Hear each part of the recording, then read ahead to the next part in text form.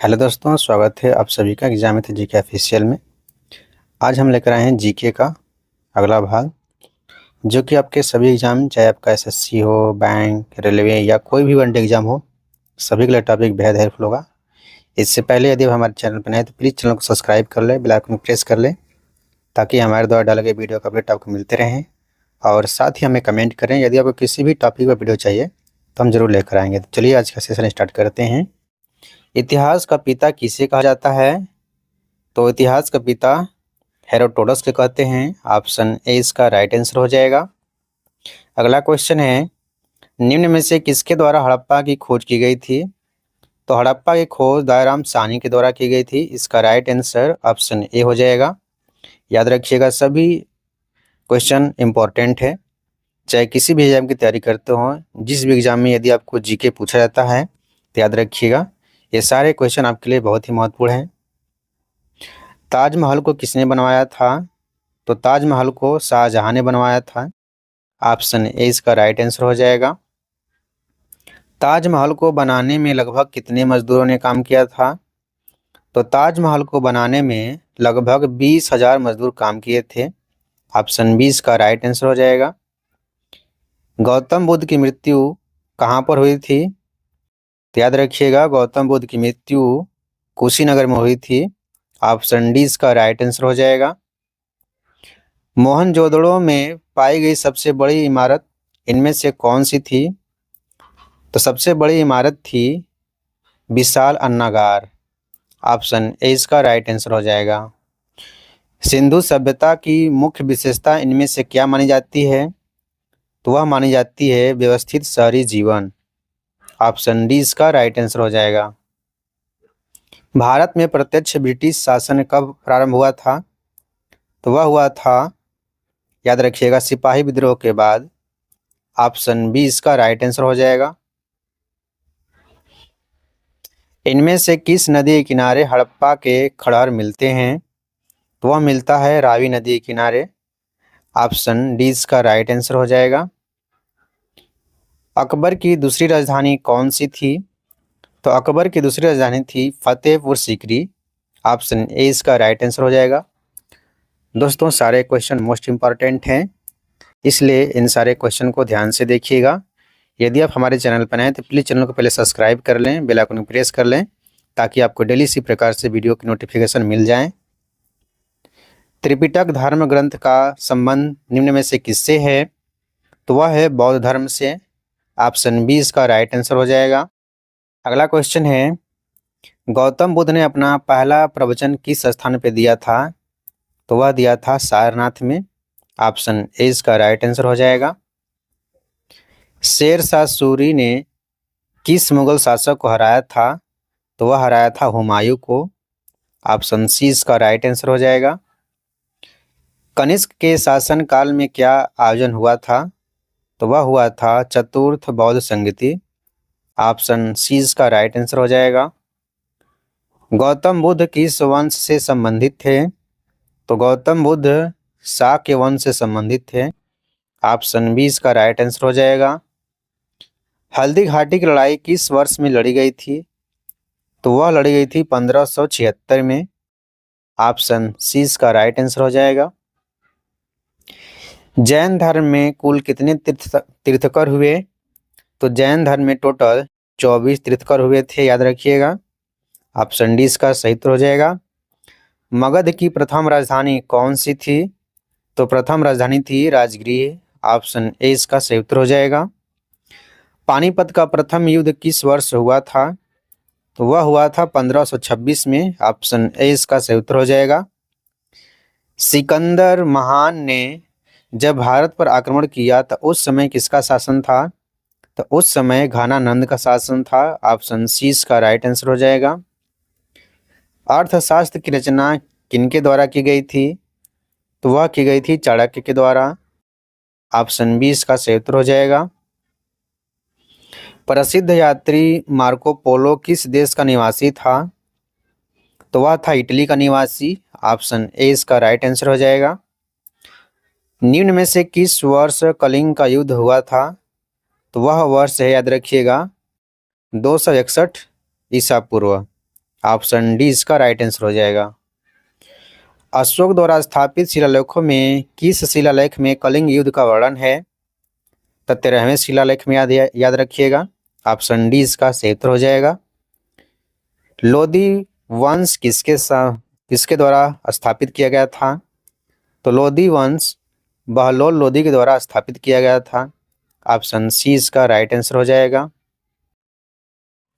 भारतीयों के महान सिल्क मार्ग किसके द्वारा आरंभ किया गया था? तो वह आरंभ किया गया था कनिष्क के द्वारा। ऑप्शन डी इसका सही उत्तर हो जाएगा। भारत में सर्वप्रथम स्वर्ण मुद्राएं किसके शासनकाल में चलाई गई थी? तो वह चलाई गई थी भारतीय यूनानी के शासनकाल में। ऑप्शन डी इसका सही उत्तर हो जाएगा। चोल राजाओं की राजधानी निम्न में से कौन सी थी?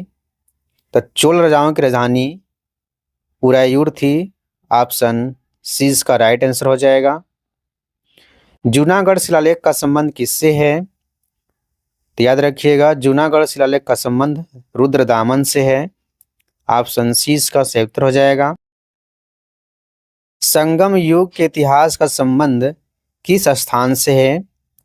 तो वह तमिलनाडु से है। ऑप्शन ए इसका सही उत्तर हो जाएगा। तमिल भाषा के गौरव ग्रंथ शिल्पदिकारम व मणिमेखलई का संबंध किस धर्म से है? तो वह हिंदू धर्म से है। ऑप्शन ए इसका सही उत्तर हो जाएगा। किस शासक को भारत का नेपोलियन कहा जाता है? तो समुद्रगुप्त को भारत का नेपोलियन कहते हैं। ऑप्शन डी इसका सही उत्तर हो जाएगा। किस गुप्त शासक के दरबार में नवरत्न रहते थे? तो वह चंद्रगुप्त सेकेंड के दरबार में रहते थे। ऑप्शन बी इसका सही उत्तर हो जाएगा। निम्न में से किस गुप्त शासक का अन्य नाम विक्रमादित्य था? तो चंद्रगुप्त सेकेंड का नाम था। ऑप्शन बी इसका सही उत्तर हो जाएगा। समुद्रगुप्त के जीवनी पर लिखी गई प्रयाग प्रशस्ति किसके द्वारा लिखी गई थी? तो वह लिखी गई थी हरिशेर के द्वारा। ऑप्शन डी इसका सही उत्तर हो जाएगा। इनमें से कौन सी रचना कालिदास की नहीं है? तो याद रखिएगा, मृच्छकटिकम यह कालिदास की रचना नहीं है। बाकी अभिज्ञान शकुंतलम है, रघुवंशम है, मेघदूत है, ये सब कालिदास की रचना है। पंचतत्व के रचयिता इनमें से कौन है? तो वह है विष्णु शर्मा। ऑप्शन सी इसका राइट आंसर हो जाएगा। संस्कृत भाषा का पहला व्याकरणकर्ता कौन था? तो वह था पाणिनि। ऑप्शन सी इसका राइट आंसर हो जाएगा। वह अंतिम बौद्ध राजा कौन था जो संस्कृत का महान विद्वान व लेखक था? तो वह है हर्षवर्धन। ऑप्शन सी इसका सही उत्तर हो जाएगा। हर्षचरित के रचयिता कौन है? तो हर्षचरित के रचयिता हैं बाणभट्ट। ऑप्शन बी इसका सही उत्तर हो जाएगा। हर्षवर्धन के शासनकाल में यात्री भारत आया था। तो याद रखिएगा, वह आया था ह्वेनसांग आया था। ठीक है, हर्षवर्धन के शासनकाल में ह्वेनसांग यात्री भारत आया था। निम्न में से कौन नागानंद नाटक के रचयिता हैं? तो वह है हर्षवर्धन। ऑप्शन सी इसका राइट आंसर हो जाएगा। वातापी इनमें से किसकी राजधानी थी? तो चालुक्यों की राजधानी थी। ऑप्शन सी इसका राइट आंसर हो जाएगा। किस शासक द्वारा महाबलीपुरम के रथ मंदिर का निर्माण करवाया गया था? तो वह शासक है नरसिंहवर्मन प्रथम। ऑप्शन डी इसका सही उत्तर हो जाएगा। किसके शासनकाल में अजंता व एलोरा की गृह चित्रकला विकसित हुई थी? तो वह राष्ट्रकूट के शासनकाल में। ऑप्शन बी इसका सही उत्तर हो जाएगा। इनमें से किसके मध्य तक्कोलम का युद्ध हुआ था? तो वह हुआ था चोल एवं राष्ट्रकूट के मध्य में हुआ था। ऑप्शन डी इसका सही उत्तर हो जाएगा। विजय स्तंभ का निर्माण किस शासक ने करवाया था? तो वह शासक है राणा कुंभा। ऑप्शन बी इसका राइट आंसर हो जाएगा। किसके द्वारा गीत गोविंद काव्य की रचना की गई थी? तो वह है जयदेव। ऑप्शन बी इसका राइट आंसर हो जाएगा। किस शासक को दिल्ली सल्तनत का वास्तविक संस्थापक माना जाता है? तो वह शासक हैं इल्तुतमिश। ऑप्शन बी इसका राइट आंसर हो जाएगा। किताब उल हिंद नामक पुस्तक रचयिता कौन है? तो वह हैं अल-बरूनी। ऑप्शन बी इसका राइट आंसर हो जाएगा। इनमें से किस शासक ने स्वयं को खुदाई खिदमतगार कहा था? तो वह है, याद रखिएगा, बलबन। ऑप्शन सी इसका राइट आंसर हो जाएगा। दिल्ली के किस सुल्तान ने दीवाने अर्ज की स्थापना की थी? तो वह सुल्तान है अलाउद्दीन खिलजी। ऑप्शन बी इसका राइट आंसर हो जाएगा। दिल्ली सल्तनत के किस शासक को इतिहासकारों ने विरोधों का मिश्रण कहा है? तो वह है मोहम्मद बिन तुगलक। ऑप्शन डी इसका राइट आंसर हो जाएगा। भारत का अंग्रेजी नाम इंडिया की उत्पत्ति किस शब्द से हुई है? तो वह हुई है सिंधु शब्द से। ऑप्शन सी इसका राइट आंसर हो जाएगा। किस जीव की संख्या संसार में सर्वाधिक है? तो वह है मछली। ऑप्शन सी इसका राइट आंसर हो जाएगा। नींबू पानी किस बीमारी को ठीक करता है? तो नींबू पानी कब्ज को ठीक करता है। ऑप्शन बी इसका राइट आंसर हो जाएगा। कौन सा जानवर सबसे ज़्यादा आलसी होता है? तो वह है शेर। ऑप्शन ए इसका राइट आंसर हो जाएगा। इन त्योहारों में कौन सा भारत में सर्दियों के दौरान मनाया जाता है? तो वह मनाया जाता है मकर संक्रांति। ऑप्शन डी इसका राइट आंसर हो जाएगा। दोस्तों, आज का क्वेश्चन कंप्लीट हुआ। यदि आपको वीडियो पसंद आया हो तो प्लीज़ चैनल को सब्सक्राइब कर लें, बेल आइकन प्रेस कर लें, ताकि हमारे द्वारा डाले गए वीडियो के अपडेट आपको मिलते रहें।